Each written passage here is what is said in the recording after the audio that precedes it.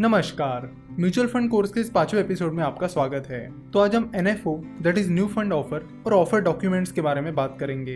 जब भी किसी म्यूचुअल फंड कंपनी को अपनी नई म्यूचुअल फंड स्कीम लॉन्च करनी होती है तो उसे उस नई म्यूचुअल फंड स्कीम का NFO लाना होता है और उस NFO के जरिए वो म्यूचुअल फंड कंपनी उस म्यूचुअल फंड के यूनिट्स इन्वेस्टर्स को ऑफर करती है। तो जब भी कोई म्यूचुअल फंड स्कीम अपनी नई म्यूचुअल फंड स्कीम लाना चाहती है तो सबसे पहले उसे उस नई म्यूचुअल फंड स्कीम के ऑफर डॉक्यूमेंट बनाने होते हैं और उन ऑफर डॉक्यूमेंट को सेबी के पास फाइल करना होता है। अगर आपको सेबी क्या है ये पता नहीं है तो आपको बता दूं कि सेबी एक कैपिटल मार्केट रेगुलेटर है। जैसे RBI बैंक्स को रेगुलेट करती है वैसे ही SEBI that is securities and exchange board of India capital market को रेगुलेट करता है और कैपिटल मार्केट की देखरेख करता है। अगर सेबी को लगता है कि उस म्यूचुअल फंड कंपनी ने फाइल की हुई ऑफर डॉक्यूमेंट में कुछ चेंजेस करने चाहिए तो सेबी उस म्यूचुअल फंड कंपनी को वो चेंजेस करने के लिए कहती है और फिर वो चेंजेस होने के बाद वो म्यूचुअल फंड कंपनी अपना NFO ला सकती है। तो अब ऑफर डॉक्यूमेंट्स की बात करते हैं। अगर आपको किसी भी म्यूचुअल फंड स्कीम के बारे में जानना है और उसके बारे में जानकारी हासिल करनी है तो आपको उसके ऑफर डॉक्यूमेंट्स पढ़ने पड़ेंगे, जहां पर आपको उस म्यूचुअल फंड से रिलेटेड कई सारी इन्फॉर्मेशन मिल जाएगी। तो जो म्यूचुअल फंड का मेन ऑफर डॉक्यूमेंट होता है उसका नाम होता है SID that is scheme information document. तो स्कीम इन्फॉर्मेशन डॉक्यूमेंट में आपको इस म्यूचुअल फंड से रिलेटेड लगभग सारी इन्फॉर्मेशन मिल जाती है। चलो तो देखते हैं कि scheme information document that is SID में क्या क्या इन्फॉर्मेशन दी गई होती है। तो एग्जाम्पल के तौर पर हम SBI ब्लू चिप फंड इस म्यूचुअल फंड स्कीम का SID देखेंगे।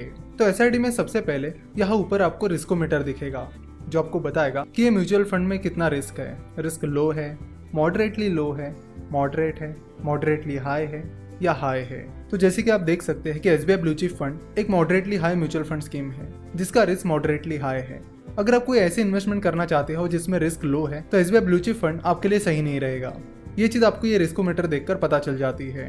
तो उसके बाद यहाँ पर आप देख सकते हो कि स्कीम के हाइलाइट्स दिए गए हैं, यानी ये म्यूचुअल फंड स्कीम कौन से टाइप की है। तो SBI ब्लू चिप फंड एक ओपन एंडेड स्कीम है जो कि लार्ज कैप स्टॉक्स में इन्वेस्ट करती है। देन इस म्यूचुअल फंड का इन्वेस्टमेंट ऑब्जेक्टिव है to provide investors with opportunities for long term growth in capital through an active management of investments in a diversified basket of large cap equity stocks. तो SBI blue chip fund का objective है कि अलग अलग large cap companies में invest करके investors को long term growth opportunities provide करना।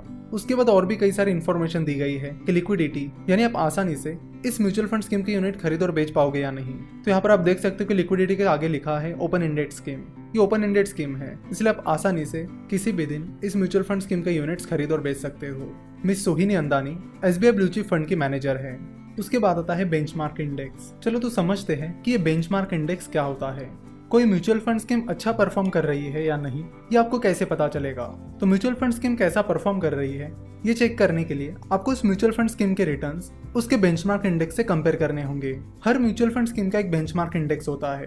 तो यहाँ पर SBI ब्लू चिप फंड का बेंचमार्क इंडेक्स है S&P BSE 100 इंडेक्स TRI। सो अगर SBI blue chip fund S&P BSE 100 index TRI से अच्छे रिटर्न्स देता है तो उसका मतलब है कि SBI ब्लू चिप फंड ने अच्छा परफॉर्म किया है। वही अगर SBI blue chip fund S&P BSE 100 index TRI जितने या S&P BSE 100 इंडेक्स TRI से कम रिटर्न्स देता है तो उसका मतलब है कि SBI ब्लू चिप फंड अच्छा परफॉर्म नहीं कर रहा है।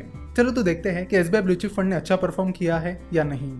तो यहाँ SID में ही नीचे past performance of the scheme दिया गया है। तो यहाँ पर आप देख सकते हो कि SBI ब्लू चिप फंड जब से शुरू हुआ है तब से लेकर 30 अप्रैल 2019 तक कंपाउंडेड सालाना 10.94% रिटर्न दिया है। वही उसके benchmark index S&P BSE 100 index TRI ने कंपाउंडेड सालाना 12.17% रिटर्न दिया है। तो यहाँ पर आप देख सकते हो कि SBI ब्लू चिप फंड के बेंचमार्क ने उससे अच्छा परफॉर्म किया है, यानी इसका ही मतलब है कि SBI ब्लू चिप फंड अच्छा परफॉर्म नहीं कर रहा है।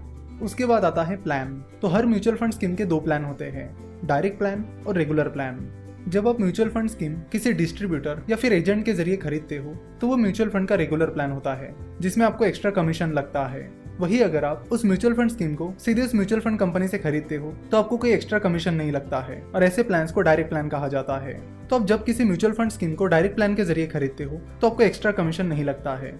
वही अगर आप उस म्यूचुअल फंड स्कीम को रेगुलर प्लान के जरिए खरीदते हो तो आपको एक्स्ट्रा कमीशन लगता है। जब हम आने वाले एपिसोड्स में म्यूचुअल फंड्स को प्रैक्टिकली कैसे खरीदते हैं ये देखेंगे तब हम डायरेक्ट प्लान और रेगुलर प्लान को और डिटेल में समझेंगे। उसके बाद बाकी सारी डिटेल्स दी गई है, जैसे कि अगर किसी को इस म्यूचुअल फंड स्कीम में इन्वेस्ट करना है तो मिनिमम इन्वेस्टमेंट कितनी रहेगी, इस म्यूचुअल फंड स्कीम में इन्वेस्ट करने के लिए कैसे अप्लाई करना होगा, etcetera. Generally mutual fund scheme में 2 तरह से इन्वेस्ट किया जाता है, SIP और लमसम। SIP का लॉन्ग फॉर्म होता है systematic investment plan. Systematic investment plan recurring deposit यानी RD की तरह होता है, जहां पर आप मंथली या क्वार्टरली रेगुलर बेसिस पर एक फिक्स्ड अमाउंट इन्वेस्ट करते हो। जैसे कि अगर आप 1000 रुपए की मंथली SIP शुरू करते हो तो आपको मंथली बेसिस पर 1000 रुपीज उस म्यूचुअल फंड स्कीम में इन्वेस्ट करने होंगे। वही लमसम इन्वेस्टमेंट एक वन टाइम इन्वेस्टमेंट की तरह होती है। जैसे कि अगर आपको किसी म्यूचुअल फंड स्कीम में 10,000 रुपीज इन्वेस्ट करने हैं और वो आप लमसम इन्वेस्टमेंट से करते हो तो आपको रेगुलर बेसिस पर उतने अमाउंट इन्वेस्ट करने की जरूरत नहीं होती। इस तरह लमसम बस एक वन टाइम इन्वेस्टमेंट की तरह होती है। तो यहाँ पर आप देख सकते हो कि अगर आपको SBI ब्लू चिप फंड में लमसम अमाउंट इन्वेस्ट करनी है तो उसकी मिनिमम इन्वेस्टमेंट 5000 रुपए है। तो SBI ब्लू चिप फंड में आप 5000 से कम लमसम अमाउंट इन्वेस्ट नहीं कर सकते। यहाँ पर लिखा है नॉन SIP। नॉन SIP का ही मतलब होता है लमसम। वही अगर आपको SBI ब्लू चिप फंड में SIP शुरू करनी है तो उसके लिए दो चीजें हैं। अगर आप 6 महीने की SIP शुरू करते हो तो उसके लिए मिनिमम SIP अमाउंट है 1000 रुपीज। वही अगर आप 1 साल या उससे ज्यादा के SIP शुरू करते हो तो उसके लिए मिनिमम इन्वेस्टमेंट अमाउंट है 500 रुपए। सो अगर आप SBI ब्लू चिप फंड में 1 साल से ज्यादा के SIP शुरू करने की प्लानिंग कर रहे हो तो आप हर महीने 500 रुपए इन्वेस्ट कर सकते हो। उसके बाद आते हैं लोड्स। तो यहाँ पर आप देख सकते हो कि दो तरह के लोड्स हैं, एंट्री लोड और एग्जिट लोड। 2009 से पहले ऐसे होता था कि जब भी आप किसी म्यूचुअल फंड स्कीम में इन्वेस्ट करते हो तो आपको एंट्री लोड पे करना होता था, जो कि एक फी होती थी। लेकिन फिर अगस्त 2009 में सेबी, जो कि मार्केट रेगुलेटर है, उसने एंट्री लोड को बैन कर दिया। इसलिए आज जब भी कोई म्यूचुअल फंड स्कीम में इन्वेस्ट करता है तो उसे एंट्री लोड पे नहीं करना होता। तो एंट्री लोड नहीं है, ये काफी अच्छी बात है। अब बात करते हैं एग्जिट लोड की। कई सारी इक्विटी म्यूचुअल फंड स्कीम्स, अगर कोई इन्वेस्टर उन इक्विटी म्यूचुअल फंड स्कीम्स की यूनिट्स 1 साल से पहले बेचता है तो उन पर एग्जिट लोड लगाती है। जनरली एग्जिट लोड 1% का होता है। तो यहाँ पर आप SBI ब्लू चिप फंड का एग्जिट लोड देख सकते हो। अगर आप SBI ब्लू चिप फंड के यूनिट्स खरीदने के बाद 1 साल के अंदर ही बेच देते हो तो आपको 1% का एग्जिट लोड लगेगा। वही अगर आप SBI ब्लू चिप फंड के यूनिट्स को 1 साल के बाद बेचते हो तो आपको कोई एग्जिट लोड नहीं लगेगा। उसके बाद आते हैं उस म्यूचुअल फंड स्कीम के रिस्क फैक्टर्स। जैसे कि फॉर एग्जांपल अगर कोई डेट म्यूचुअल फंड स्कीम है तो उसमें क्रेडिट रिस्क रहता है, इंटरेस्ट रेट रिस्क रहता है और भी कई तरह के रिस्क रहते हैं। वही अगर कोई इक्विटी म्यूचुअल फंड स्कीम है तो उसके लिए भी कई सारे रिस्क फैक्टर्स हैं, जैसे कि रिसेशन का रिस्क, उस कंपनी के खराब परफॉर्म करने का या फिर फेल होने का रिस्क। तो चाहे वो इक्विटी म्यूचुअल फंड स्कीम हो या फिर डेट म्यूचुअल फंड स्कीम, उसमें रिस्क तो जरूर रहता है। अगर डेट म्यूचुअल फंड स्कीम्स की बात की जाए तो उनमें इक्विटी म्यूचुअल फंड स्कीम के मुकाबले कम रिस्क रहता है। तो ये जो रिस्क है इसे कम करने के लिए वो म्यूचुअल फंड स्कीम क्या एक्शन ले रही है, ये भी यहाँ आपको पढ़ने मिलेगा। उसके बाद यहाँ आप देख सकते हो scheme asset allocation. Scheme asset allocation में आपको पता चलता है कि वो म्यूचुअल फंड स्कीम इक्विटी में कितना इन्वेस्ट कर रही है और डेट में कितना इन्वेस्ट कर रही है। SID में आपको और भी कई सारी इन्फॉर्मेशन मिलती है, जैसे कि इन्वेस्टमेंट स्ट्रेटेजी क्या है, स्कीम ने कैसे परफॉर्म किया है, इस म्यूचुअल फंड स्कीम ने कौन कौन सी कंपनीज में इन्वेस्ट किया है, उसका एक्सपेंस रेशो क्या है। इस तरह की बहुत सारी इन्फॉर्मेशन हमें SID में मिलती है। तो म्यूचुअल फंड कोर्स के इस एपिसोड में हम यही रुकेंगे और अगले एपिसोड में SID को कंटिन्यू करेंगे। आशा करता हूँ कि आपको आज का ये